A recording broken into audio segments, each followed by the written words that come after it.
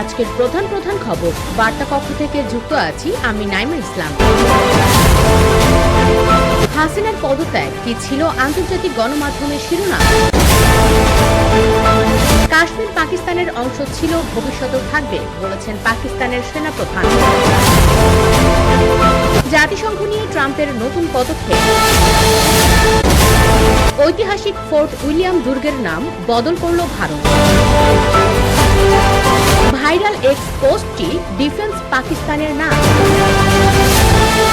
এবার প্রথম ড্রোনবাহী যুদ্ধজাহাজ উন্মোচন ইরানের। আসন্ন জি-20 সম্মেলনে যোগ দিচ্ছেন না মার্কিন পররাষ্ট্রমন্ত্রী। ইসলামিক স্কুলে রহস্যজনক আগুন, অঙ্গার 17 শিশু। মেয়েদের খেলাধুলায় ট্রান্সজেন্ডারদের অংশগ্রহণ নিষিদ্ধ করলেন ট্রাম্প। সাইফের হামলাকারী হিসেবে কাকে চূড়ান্ত করল মুম্বাই পুলিশ?